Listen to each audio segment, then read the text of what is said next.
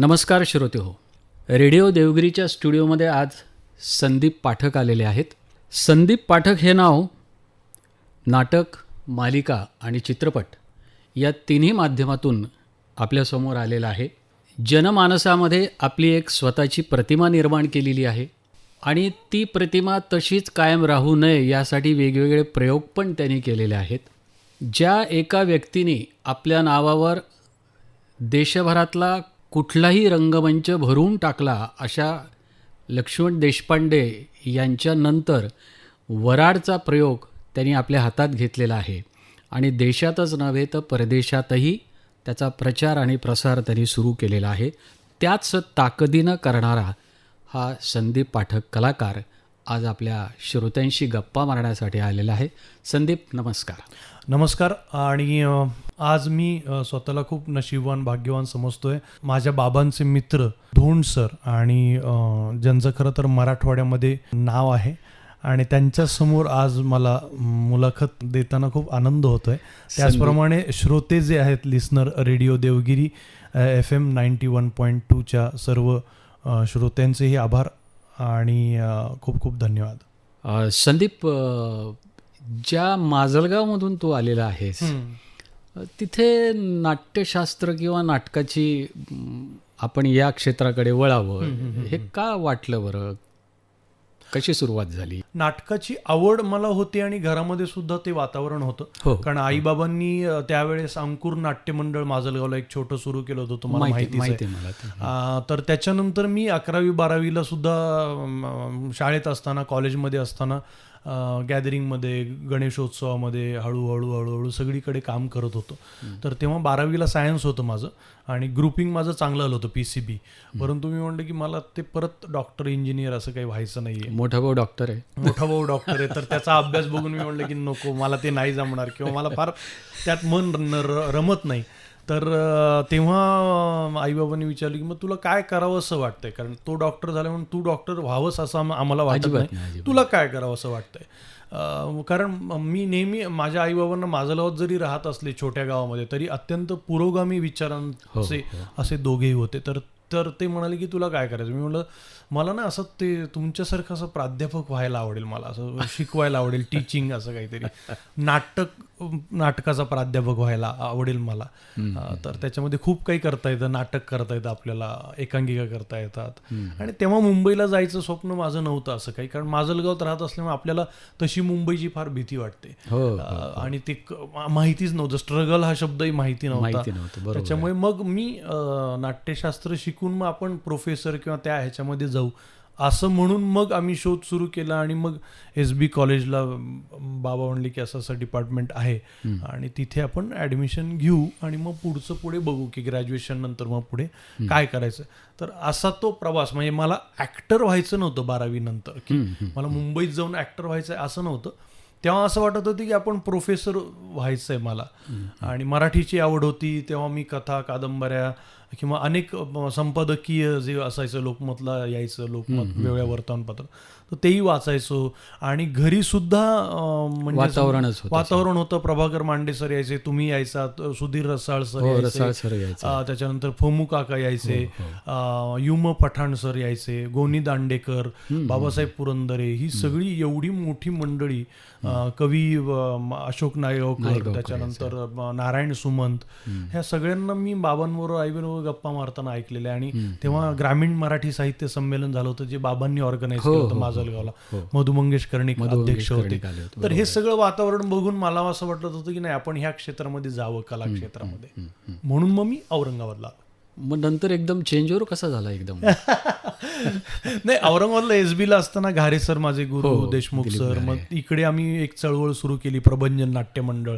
मी, अरविंद जगताप, आम्ही सगळे त्या ह्याचे, प्रेषित होता, शीतल होती, तर आम्ही तो ग्रुप स्थापन केला होता. पण नंतर एका पण नंतर लक्षात आलं की नाही, आता इथलं सगळं शिक्षण झालंय आपलं, आता काहीतरी पुढे जायला पाहिजे.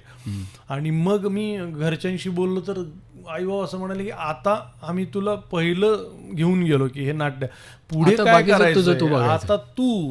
आता मला तू वाटतं तुझ्या आधी मंगेश आणि मकरंद ह्या दोघांचं दासूनी जे नाटक लिहिलं होतं देता आधार का करू देता. अंधार. हो तर तिथून ते दोघं जण गेले, कारण मकरंदचं कौतुक नाना पाटेकरने केलं, हो हो तर त्याचा सदरा धरून तू गेला आणि मंगेशला मी आणि जयंत शेवतकर आम्ही दोघं घेऊन त्याला मुंबईला गेलो. हो हो हो मला वाटतं त्याच्यानंतरच तू गेलेला आहेस. हो त्यांच्यानंतर बराच नंतर म्हणजे मी जवळपास 7-8 वर्ष ते जेव्हा तिकडे गेले होते तेव्हा मी औरंगाबादला शिकायला होतो. हो हो हो. मग ते इकडे येण्याच्या आधीच ते गेले होते. मी तेव्हा माजलगावला त्यांना अशोक सराफ बरोबर पहिली भूमिका मिळाली हो होती. हो हो हो मकरंदला. दोघं नाही, दोघे होते त्याच्यात. त्याच्यानंतर औरंगाबादचं झाल्यानंतर मग मी पुण्याला गेलो. म्हणजे पुण्याला मी बघितलं आळेकर सर एकदा आमच्या डिपार्टमेंटला आले होते औरंगाबादला मग तेव्हा त्यांनी ललित कला केंद्राबद्दल केंद्र सुरू सांगितलं केलं होतं. आणि मग ललित कला केंद्र मी जाऊन बघितलं कसं आहे काय आहे आणि ते मला आवडलं तिथलं. आणि पुण्याची जी नाट्य चळवळ आहे तिथे होणारी नाटकं प्रायोगिक असतील, तिकडे व्यावसायिक रंगभूमी आहे, मुंबईची नाटकं मोठ्या प्रमाणात तिथे येतात आणि एक वेगळं वातावरण होतं. तर मी म्हटलं की हे वातावरण आपल्याला पोषक आहे आणि मग इथलं शिक्षण झाल्यानंतर मी पुणे विद्यापीठामध्ये ॲडमिशन घेतलं ललित कला केंद्राला. त्यावेळेला आपल्या इथला शार्दूल होता का तुझ्याबरोबर का आधीचा होता? नाही, शार्दूल खूप ज्युनियर आहे मला. म्हणजे पासआउट झाल्यानंतर नंतर आला शार्दूल. केतकी आणि शार्दूल दोघं नंतर होते. अच्छा. मग त्याच्यानंतर तिथे 2 वर्ष आम्ही वेगवेगळ्या प्रकारची नाटकं केली. म्हणजे वेगवेगळ्या इझम्सची वेगवेगळ्या स्टाईलची नाटकं केली. त्याच्यामध्ये मी खूप स्वतःला नशिबान समजतो की मला सीता स्वयंवर सारखं नाटक करता आलं. 1843 साली विष्णुदास भावेंनी लिहिलेलं मराठी रंगभूमीवरचं पहिलं नाटक. ते आम्ही त्याचं पुनरुज्जीवन करून त्याचे 25 प्रयोग केले ललित कला केंद्रातर्फे. मृच्छकटिकम केलं होतं आम्ही हॅमलेट केलं होतं, आषाढ का एक दिन केलं होतं, सखाराम बाइंडरमध्ये मी सखाराम केलं होतं. सो वेगवेगळ्या प्रकारची नाटकं तिथे आम्हाला करता आली. आणि ललित कला केंद्रामध्ये गिरीश कर्नाड आले, त्यांचं लेक्चर होतं आम्हाला. विजय तेंडुलकर, विजया मेहता, सत्यदेव दुबे सर, नसरुद्दीन शहा, ही सगळी मंडळी, राजू नाईक सर, वामन केंद्रे, चंद्रकांत कुलकर्णी, ही सगळी मंडळी तिथे यायची. आणि विजय केंकरे सर होते. सो इतकी लोक वेगवेगळ्या म्हणजे सगळ्या यायची. म्हणजे रेखा साने इनामदार होत्या, नाट्य समीक्षिका, श्याम मनोहर यायचे नाटककार, ते आम्हाला लेक्चरर म्हणून होते. तर इतकी मंडळी यायची आणि मग असं वाटायचं की अरे बापरे, अजून खूप बाकी, आपण काहीच नाही शिकलो अजून. आणि मग माझा प्रवास तिथनं असा सुरू झाला की यार खूप आपण वाचलं पाहिजे, अजून खूप बघितलं पाहिजे. कारण माझ्या बरोबरची जी मुली होती ती सगळी पुणे मुंबईची होती आणि त्यांनी अनेक नाटकं बघितली होती, एकांकिका बघितल्या होत्या, स्पर्धा, त्याच्यानंतर प्रायोगिक नाटकं बघितली होती, अनेक नाटकं वाचली होती. तर मग तिथे जयकर लायब्ररी होती, मग तिथे मी बसायला लागलो. आणि मग ह्यांच्याबरोबर मॅच होण्यासाठी मला 1 वर्ष लागलं आणि मग माझं दुसरं वर्ष चांगलं गेलं. आणि सगळे आम्ही एकत्र, मी, मुक्ता बर्वे, चिन्मय केळकर, जयंत जाठार, पुंडलिक धुमाळ, पंकज मिठबाकरे, आम्ही सगळे एकत्र तो ग्रुप जो आहे तो आम्ही मुंबईला गेलो. मला वाटतं ललित कला केंद्राचा मुंबईला एक ग्रुप मुक्ताने पुढाकार घेऊन सुरू केलेला आहे ना, एक ललित कला केंद्रातून पासआउट झाल्याचं यांचं. मला मुक्ताशी बोलल्यानंतर असं आठवतं की तिने एक सुरू केला होता, ललित मुंबई नावाने आम्ही तो सुरू केला होता. त्या अंतर्गत आम्ही नाटक करायचं. म्हणजे त्याच्या अंतर्गत नाटकं किती झाली मला माहिती नाही. हो, त्याच्या अंतर्गत आम्ही महोत्सव सुद्धा केला होता मुंबईमध्ये. अच्छा. ललित महोत्सव, ललित कला केंद्रातले सगळे विद्यार्थी. कारण खूप जण आता पुण्याहून ललित कला केंद्रातून बाहेर पडलेले मुंबईत स्थायिक झालेले आहेत. बरं, हा झाला नाटकाचा प्रवास. म्हणजे प्रायोगिक वेगवेगळ्या प्रकारची नाटक करणं, व्यावसायिक आणि मालिका का आधी चित्रपट? आधी व्यावसायिक नाटक, त्याच्यानंतर श्वास नावाचा चित्रपट आधी. मग त्याच्यानंतर मला घडले बिघडले मिळालं. म्हणजे त्याच्या आधी मी करायचो पण अगदी 1-1, 2-2 वाक्याचे रोल छोटे छोटे. पण घडले बिघडले मध्ये तसं मला जरा थोडासा एक मिळाला की परफॉर्म करायला चान्स मिळाला. आणि ते आम्ही 4.5 वर्ष घडले बिघडले केलं. सोशो पॉलिटिकल हे होतं, नॉन फिक्शन होतं. त्यामुळे आणि ते खूप इंटरेस्टिंग होतं खरं तर. ज्यांचं वाचन आहे, जे आजूबाजूचं बघतायत वाचतायत, त्यांच्यासाठी ते इतकं ऍक्टर म्हणून इतकं छान चॅलेंज. प्रासंगिक ज्या घटना घडतात किंवा हे होतात त्याच्यावर भाष्य करत आणि वेगळ्या पद्धतीनं भाष्य करत ती जाणारी म्हणजे सकाळी वर्तमानपत्रात आलेली बातमी दृकश्राव्य स्वरूपामध्ये आम्ही संध्याकाळी ती टेलिकास्ट व्हायची. अगदी अगदी अगदी असा तो प्रकार. थोडासा अवघड असतो तो एका दिवसात सगळं करणं. पण त्यासाठी खऱ्या अर्थानं तुमची जी जडणघडण झालेली असली पाहिजे किती जडणघडण झालेली असली तर होतं. आता एक प्रश्न असा आहे की या सगळ्या प्रवासामध्ये आपण एक अभिनेता म्हणून उभं राहायचं म्हटल्यानंतर काही पथ्य, ज्याला आपण म्हणतो नेहमी की नटाचं शरीर हे पक्क व्यवस्थित पाहिजे, म्हणजे याच्यावर किती काम करावं लागतं हे आता ज्या लोकांची नावं सत्यजित धोबेंपासून नावं घेतलेली असतो त्या लोकांच्याकडून कळतंच. पण त्याचा अंगीकार किती केला, म्हणजे एक स्व अभ्यास म्हणून काय काय केलं? डॉक्टर लागूंचं पुस्तक आहे लमाण, त्याच्या मागे त्यांनी लिहिलेलं आहे actor should be an athlete philosopher.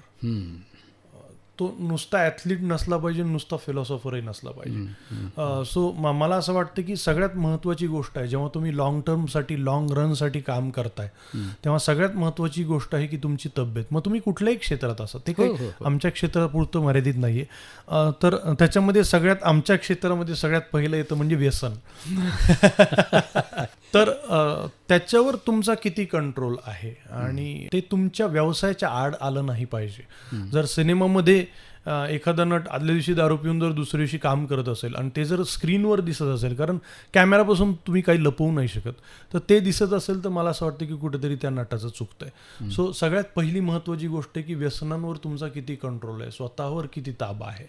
आणि मग त्याच्यानंतर येतं की तुमच्या रोजच्या सवयी काय आहे, तुमचं खाणं कसं आहे, तुम्ही स्वतःला किती वेळ देताय. आणि आजचा सगळ्यात महत्त्वाचा भाग जो आहे, नुसतं जिममध्ये जाऊन उपयोग नाही किंवा नुसतं योगा करून उपयोग नाही आहे, तर तुमची आयुष्यातली स्ट्रेस लेवल तुम्ही किती कमी ठेवताय त्याला सगळ्यात जास्त महत्त्व आहे. कारण हे जे क्षेत्र आहे ना, हे क्षेत्र थोडंसं ज्याला म्हणता येईल की अनिश्चिततेचं क्षेत्र आहे आणि त्याचा ताण सर्वाधिक काम करताना काम न करताना सुद्धा तो जाणवतो.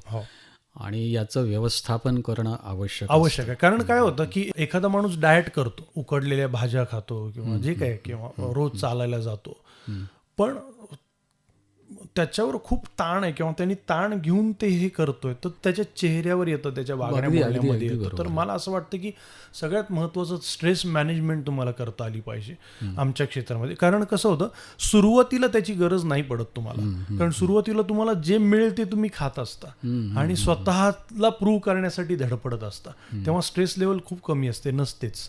सगळ्यात महत्त्वाचा दुसरा एक भाग असा असतो की आपण जे आहोत, म्हणजे आता संदीप पाठक त्याचं एक फिजिक आहे, पण त्याला संदीप पाठक म्हणून काम करायचं नाही आहे, त्याला वेगळाच कोणीतरी काम करायचं आहे. म्हणजे या फिजिकला त्या फिजिकमध्ये घालून काम करायचं. मग सगळी मानसिकता बदलते, शारीरिक हालचाली बदलतात, त्यासाठी जो लवचिकपणा लागतो, तर तिथे स्ट्रेस असून उपयोगच नाही आहे. हा सगळ्यात महत्त्वाचा. हो, नाही, अगदी बरोबर आहे. त्याच्यामुळे तुम्हाला तुमच्या जेवणापासून, खाण्यापासून, तुमचं एक्सरसाइजपासून, तुमचं स्ट्रेस लेवलपासून, ह्या अनेक गोष्टी आहेत. कारण जेव्हा तुम्ही नावारूपाला येता, जेव्हा तुम्ही प्रकाश झोतात येता ना, जेव्हा तुमच्या नावावर लोक घरातून बाहेर पडतात. म्हणजे मला संदीप पाठकचं नाटक बघायला जायचं म्हटल्यानंतर फॅमिली 400 रुपयाचं तिकीट काढते, म्हणजे 2000 रुपयाचं तिकीट काढते, घरातून निघते, पार्किंगचे पैसे देते, तेव्हा तुमच्यावरची जबाबदारी वाढलेली असते आणि तेव्हा तुमच्या स्ट्रेस लेवल मॅनेज करणं फार महत्त्वाचं. म्हणून मी मगाशी जे म्हणालो ना की आपल्याकडे काउन्सिलिंगबद्दल फार जागरूकता झालेली नाही आहे किंवा मानसशास्त्राबद्दल, तर मला असं वाटतं की ते प्रत्येक क्षेत्रामध्ये होणं खूप गरजेचं आहे. असं नाही की संदीप पाठक म्हणून मला काउन्सिलिंग लागत नाही, मलाही काउन्सिलिंग लागतं. कारण काय, मी लोकांना हसवताना मी आतून हॅपी आहे का फार महत्त्वाचं आहे. मी आतून स्ट्रेसफुल आहे किंवा मी आतून दुःखी आहे किंवा खूप संकटात आहे, सतत टेन्शन आहे, सतत ताण आहे, आणि तरी मी लोकांना हसवतोय आणि लोक खळखळून हसतायत, तर मला ते मान्य नाही आहे ॲज अ पर्सन म्हणून. की मला असं वाटतं की मी सुद्धा जेव्हा स्टेजवर जाईल तेव्हा मी सुद्धा आनंदी असणं फार गरजेचं आहे. मग ती समाधी लागण्यासाठी बॅक ऑफ द माइंड एकही विचार नाही आला पाहिजे. त्याच्यासाठी तुमचं जगणं खूप नितळ असणं फार गरजेचं आहे. त्याच्यामध्ये जर काही फ्लॉज असतील ना, तर मग माझी समाधी नाही लागणार. डॉक्टर लागू नाटक सुरू करण्यापूर्वी अर्धा तास कोणालाही भेटत नव्हते, शांत बसलेले असायचे. तर त्याचं कारण हेच आहे की एकतर स्वतःचा स्ट्रेस कमी करणं आणि त्या भूमिकेचा सातत्याने विचार करणं. आता या संदर्भात मी प्रश्न विचारतो. हा जो प्रवास आहे, या प्रवासामध्ये एक महत्त्वाचा टप्पा आलेला आहे, तो म्हणजे वऱ्हाडचा. डॉक्टर लक्ष्मण देशपांडे हे असे गृहस्थ की ज्यांनी देशभरामधलं कुठलंही सभागृह वऱ्हाड लक्ष्मण देशपांडे म्हटलं की पहिला हाऊसफुलचा बोर्ड लागायचा. हे ज्या माणसाने कमवलं त्याच्यानंतर हे वऱ्हाड संदीप पाठककडे आलेलं आहे. किती टेन्शन होतं आणि किती अभ्यास केला? टेन्शन नक्कीच होतं, कारण माझ्यासाठी ते शिवधनुष्य तेव्हाही होतं, आजही आहे, उद्याही राहील, ते आयुष्यभर राहील शिवधनुष्य. कारण एखादी एवढी मोठी कलाकृती जी लोकांना तोंडपाठ आहे, लोकांना श्लोक तोंडपाठ असतात, लोकांना एखादी आरती तोंडपाठ असते, तसं लोकांना वऱ्हाड निघाले लंडनला एकमेव नाटक असेल मराठी रंगभूमीवरचं जे लोकांना नाटक अख्खं तोंडपाठ आहे, अख्खं नाटक. नटसम्राटमधल्या सोलोलिकी लोकांना तोंडपाठ असतील, पण कावेरी काय म्हणते हे तोंडपाठ नाहीये. पण इथे अख्खं नाटक लोकांना तोंडपाठ आहे. वऱ्हाड निघाले लंडनला सुरू झाल्यानंतर लोक काही काही डायलॉग तिकडनं म्हणतात, किंवा एखादा डायलॉग विसरला तरी लोक भेटून सांगतात, सर ते राहिलं बरं का, किंवा तो सीन राहिला सर, छोटा सीन तो नाही घेतला तुम्ही. सो असं नाटक जे लोकांमधलं आहे, लोकांचं आहे, ते आपण सादर करतोय, तेव्हा नक्कीच ताण असतो. मी वऱ्हाड निघाले लंडनला या नाटकाच्या 3 महिने त्याच्या तालमी केल्या होत्या. त्यातल्या 2 महिने मी मुंबईमध्ये रिहर्सल केले होते. त्यातला 1.5 महिना मी फक्त ऐकत होतो. मी उभा राहिलो नाही वऱ्हाड करण्यासाठी. मी फक्त ऐकत होतो की हे काय आहे, कारण मला लक्ष्मणराव देशपांडेंनी लिहिलेलं वऱ्हाड सादर करायचं होतं, त्यांनी सादर केलेलं मला सादर करायचं नव्हतं. ह्याच्यामध्ये फरक आहे. तुझ्या ज्या भूमिका आहेत त्या भूमिकांमध्ये संदीप पाठक म्हणलं की विनोदी भूमिका, पण हा ठसा बाजूला करणारी 2 चित्रपट मला माहिती आहेत, जे मी, एक हरिश्चंद्राची फॅक्टरीमधला कॅमेरामनची जी तुझी भूमिका, आणि आता ज्या चित्रपटासाठी तुला पुरस्कार मिळालेला आहे त्या राख चित्रपटातली भूमिका. तर हा जो चेंज ओव्हर केलेला आहे की आपल्यावर एक ठसा येऊ नये, यासाठी काय सांगता येईल तुला? नक्कीच, म्हणजे माझ्या वाट्याला विनोदी भूमिका जास्त आलेल्या आहेत मला, आणि मला सगळ्यात महत्त्वाचं म्हणजे मला स्वतःला प्रेक्षकांना हसवायला खूप आवडतं. त्यांच्या दैनंदिन ताणतणावातून त्यांना बाहेर काढायला मला खूप आवडतं. वेगळ्या विश्वात घेऊन जायला आवडतं मला नेहमीच. आणि म्हणजे ती माझी आवड आहे आणि ती आयुष्यभर राहील की लोकांना हसवणं. परंतु त्याचबरोबर मला असं वाटतं की ज्या प्रबोधनात्मक विषय आहे, जो मग तो नाटकात असेल किंवा सिनेमामध्ये असेल, काहीतरी म्हणू बघणारा सिनेमा, समाज जागृती, सामाजिक भान देणारा सिनेमा असा जेव्हा असतो, तेव्हा मला असं वाटतं की मी ह्यासाठी गाव सोडलेलं आहे. म्हणजे माजलगाव ह्यासाठी मी सोडलेलं आहे. त्याच्यामुळे ती स्क्रिप्ट करायचीच आहे असं मी गृहीत धरून चालतो की इथे मला पैसा कमवायचा नाही, तर इथे मी हे प्रोजेक्ट मला समाधानासाठी करायचं आहे. त्याच्यामध्ये मग तुम्ही उल्लेख केला हरिश्चंद्राची फॅक्टरी असेल, 1000ची नोट सारखा सिनेमा असेल, रंगापतंगा, रंगापतंग आहे, मी आणि मकरन होतो, इडक सारखा सिनेमा, की तुम्ही प्राण्यांना बळी देऊ नका तुमच्या आनंदासाठी, स्वार्थासाठी, असा संदेश देणारा एक खूप महत्वाचा सिनेमा आहे तो. त्याच्यानंतर राख सारखी फिल्म आहे जी कोरोनाच्या काळातल्या विषयावर भाष्य करणारी फिल्म आहे. तर मला असं वाटतं की भाष्य करणारा सिनेमा जेव्हा आपल्याकडे येतो तेव्हा तो आपण उचलायचा असतो, आणि जर मला नाव मिळालेलं असेल आणि माझ्यावर सिनेमा विकल्या जात असेल, त्याचे चांगले सॅटेलाइट राईट्स मिळत असतील किंवा काउंटरला बुकिंग होत असेल, तर मला असं वाटतं की त्या सिनेमाला मी त्याच्यामध्ये सहभाग घेऊन त्याला बूस्ट करणं हे माझं काम आहे त्या विषयाला. बरं, विषयाची म्हणजे चित्रपट निवडताना सुरुवात कशावर जास्त भर दिला जातो?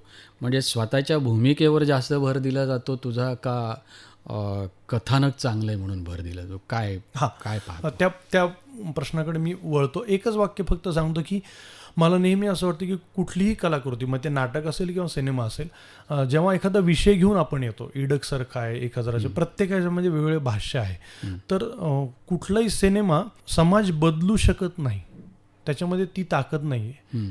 त्याच्यामध्ये ही ताकद आहे की आलेला जो प्रेक्षक आहे त्याला विचार करायला भाग पाडू शकणारी ताकद आहे. जर तसं जर असतं तर अनेक पुस्तकं, अनेक चांगले चित्रपट, अनेक चांगली नाटकं, ह्याच्यामुळे समाज पूर्ण 360 डिग्री बदलला असता.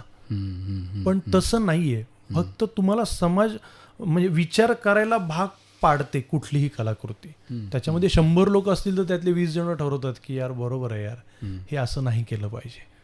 एक प्रश्न खूप छान माझ्या मनात आलेला आहे, तो आता मोकळेपणाने विचारतो. कलाकृती, मग ते चित्र असो, शिल्प असो, कथा असो, कविता असो, कादंबरी असो, नाटक असो, याचा अभ्यास वेगळा होतो. पण चित्रपटाकडे एक कलाकृती म्हणून पाहण्याचा आणि चित्रपटाचा अभ्यास करण्याची सवय इथल्या प्रेक्षकांना अजून लागलेली नाही आहे. जसं आत्ता तू सांगितलं की त्याच्यावर तो विचार करायला लागतो. पण विचार करणारी लोकांची टक्केवारी किती आहे? एक चित्रपट बघितला असं म्हणणारी लोक आणि चित्रपटातून जे मला जाणवलं त्याच्यावर विचार करणारी लोक, तर ह्यांची जी टक्केवारी पाहिली तर त्याच्यात खूप फरक आहे. ही बदलण्याच्या दृष्टीनं एक कलाकार म्हणून आपल्यावर जबाबदारी आहे का असं वाटतं? खरं तर म्हणजे त्याला काय होतं की कादंबरी लिहिताना मला काय वाटलं असं जसं लेखक सांगतो तसं मेकिंग ऑफ फिल्म हा जो प्रकार आहे हा आपल्याकडे तसा खूप कमी झालेला आहे. तर त्याच्यावर भाष्य करावं. माझा चित्रपट चांगला झाला, त्याच्यावर लोकांनी मुलाखती घेतल्या, तो भूमिका कशी केली, या भूमिकेतून काय मिळालं हे सांगणं, पण ह्या चित्रपटामागचा जो विचार आहे त्याच्यावर कितपत बोललं जातं, हा कमी होतो का भाग? एक कलाकार म्हणून तुला काय वाटतं? नक्कीच मला असं वाटतं की ड्युरेशन फार कमी झालेलं आहे. म्हणजे बघा, हल्ली सोशल मीडियावर आधी लोक यूट्यूबवर बघायचे 3 मिनिटाचे व्हिडिओ, तेव्हा असं वाटायचं की 3 आणि 5 मिनिटाचे व्हिडिओ बघतात. त्याच्यानंतर लोक रील बघायला लागले जी 60 सेकंदाची झाली, मग ती 30 सेकंदाची लोक बघायला लागले, जास्त 15 सेकंदाची बघायला लागले आणि आता 4-5 सेकंदाची बघतात. म्हणजे तो वेळ इतका कमी झालेला आहे. तर मला असं वाटतं की हे प्रत्येक क्षेत्रामध्ये ते झालेलं आहे. पण तरीही कलाकार म्हणून मला हे बदलावं असं वाटत नाही, कारण मी अशा क्षेत्रामध्ये आहे की मला यातनं सोशल वर्क करायचं नाही आहे. मला माझा बेस्ट परफॉर्मन्स द्यायचा आहे. आणि सिनेमा बघितल्यानंतर एखाद्या माणसाचा फोन आला मला की सर असं असं आहे आणि तुम्ही किती चांगला विचार मांडलात आणि आम्हाला पटलं बरं काय. पोस्टर गर्ल सारखी फिल्म आहे जी स्त्री भ्रूण हत्येवर भाष्य करते, तर ते बघून एखादा माणूस म्हणला की अरे किती खरं आहे यार, आपण हे काय करतोय, नाही मला मुलगी झाली असा मला अभिमान आहे. म्हणजे हे जेव्हा होतं ना तेव्हा मला असं वाटतं की ते सिनेमाचं सक्सेस आहे. ते संख्यात्मक आपण काउंट न करता ते गुणात्मक करणं फार आवश्यक आहे असं मला वाटतं. नाही, गुणात्मक करायला हरकत नाही, पण ते हा स्पॅन जो चित्रपटाचा एवढा मोठा आहे, कारण आज कुठल्याही कलाकृतीचा एवढा पगडा नसतो जेवढा चित्रपटाचा पगडा आहे. त्यामुळं मला असं वाटतं की एक चळवळ म्हणून चित्रपटाचा अभ्यास होणं, आता छोट्या छोट्या फिल्म सोसायटी सुरू झालेल्या आहेत. फिल्म ॲप्रिसिएशन कोर्स सुद्धा आहे, हाऊ टू वॉच फिल्म, म्हणजे सिनेमा कसा बघावा. किती ठिकाणी आहे. एक FTIला जर सोडलं तर मला वाटतं याचा आणखी 1-2 ठिकाणी, इथे औरंगाबादला पण त्यांनी सुरू केलेलं आहे शिव कदमनी. तर तो जर सोडला तर 1-2-4 ठिकाणं सोडलं तर बाकी असं कुठेच होत नाही. आणि तिथं जाणाऱ्या व्यक्तींची संख्या किती असते. म्हणजे म्हणून एक घटक म्हणून तुला हा माझा एक विचार बोलून दाखवतो मी की या क्षेत्रातला एक घटक या दृष्टीने गुणात्मकरित्या ही कलाकृती लोकांपर्यंत या विचाराच्या दृष्टीने पोचावी, यासाठी काही चळवळ करता आली तर बघावं, हा विचार सांगतो. तो तुम्ही कसा स्प्रेड करायचा काही नाही, अगदी नाही. मी कलाकार म्हणून मी तेच म्हणतो की हा कॉन्टेंट, आता तुम्ही मगाचा प्रश्न विचारलात की स्क्रिप्ट कशी निवडतात, की गोष्ट, आशय आणि त्याच्यातनं काय संदेश जाणार आहे. इडक सारखा सिनेमा जेव्हा माझ्याकडे येतो तेव्हा अरे किती चांगला संदेश आहे, मुख्य प्राण्यांना तुम्ही तुमच्या स्वार्थासाठी मारू नका, हा संदेश आहे. 1000ची नोटमध्ये आजही गरीब पिचलेल्या माणसाकडे, एखाद्या माणसाकडे कोऱ्या करकरीत नोटा आल्या की त्याच्याकडे संशयानं बघितलं जातं. आणि शेवटी त्या सिनेमाचा शेवट असा की ती बुढी ती 1000ची नोट ती टाकून देते खाली आणि ती नदीमध्ये जाते आणि ती नमस्कार करते. येताना ती कॉईन टाकते फक्त, हा फरक आहे. येताना फक्त कॉईन टाकते कारण तिच्याकडे नोट आहेत, आणि तिकडनं परत येताना जेव्हा सगळा इन्सिडन्स घडतो तेव्हा ती म्हणते की लक्ष्मी जेव्हा येते मी म्हणतो तेव्हा आफत घेऊन येते, अशा प्रकारची लक्ष्मी. आणि ती टाकते ज्यांच्या घरामध्ये रात्रीची जेवणाची हे आहे, भ्रांत आहे, अशी लोक, अशी लक्ष्मी आफत घेऊन येते असं म्हणून ते पैसे स्वाहा करून टाकतात नदीमध्ये. आणि इकडे समाज दुसरीकडे की त्यांचे खिसे उपरुंडून वाहतायत खाली आणि तरी कोंबू भरतायत. नोटांना बुरशी आली तरी खोल्या घेऊन त्याच्यामध्ये नोटा भरतायत. ह्या समाजातली दुही जी आहे, मग त्याच्यावर भाष्य करणारा सिनेमा मी करायला पाहिजे. मला असं वाटतं की नटांनी त्या प्रकारचं काम करावं आणि ते लोकांवर सोडून द्यावं, कोणी ते कसं घ्यावं. आता ह्या सगळ्या प्रवासामध्ये आणखी एक विषय म्हणजे तुझ्या या विचारातून असं जाणवलं की लोकांनी विचार करावा, लोकांपर्यंत संदेश पोचावा. मग मला या सगळ्या वाक्यातून एक जाणवतो, म्हणजे संदीप पाठक याच्यामधला एक सामाजिक जाणीव असलेला व्यक्ती, कलाकारातला एक व्यक्ती असा आहे की ज्याला सामाजिक जाणीव आहे. आपण ज्या समाजात राहतो त्या समाजाचं देणं आहे आपल्यावर भरपूर, तर त्याचं उतराई होण्याच्या दृष्टीने संदीप पाठक काय करतात? कदाचित मला हे घरातून मिळालेलं असेल, म्हणजे मी त्यांना आईवडिलांना श्रेय देतो.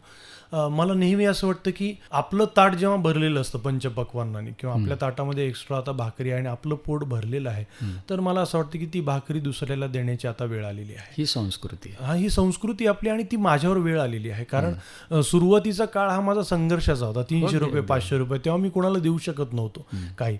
पण आता असं झालेलं आहे की लोक, म्हणजे मला जर भरभरून मिळत असेल आणि माझे खिसे जर पूर्ण भरलेले असतील, तर मला असं वाटतं की आता खिसे रिकामे करण्याची वेळ आलेली आहे. मी कुटुंबासाठी करून ठेवेल ते सगळं आहेच आहे.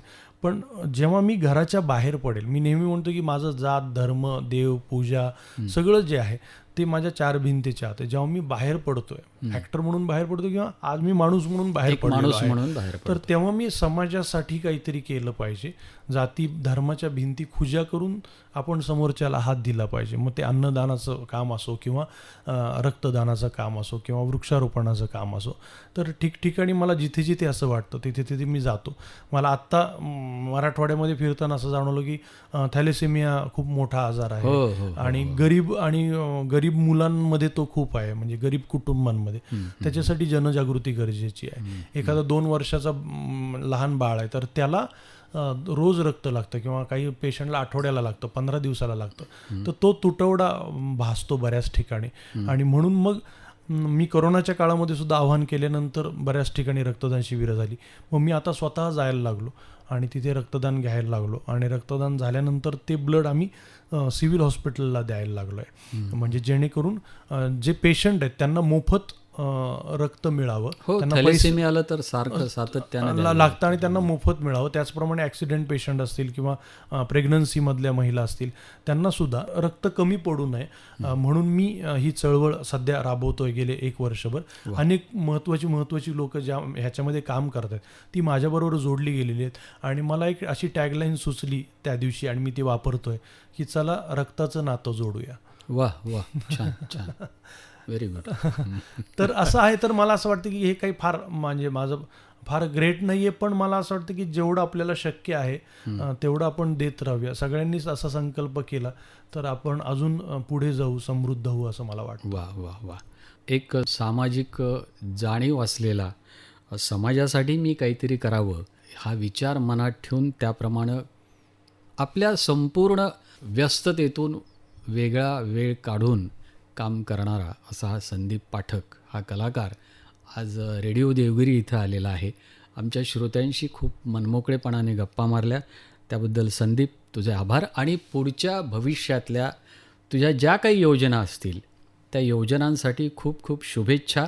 आणि तुझा हा अभिनयाचा जो आलेख आहे असाच उंच उंच जावो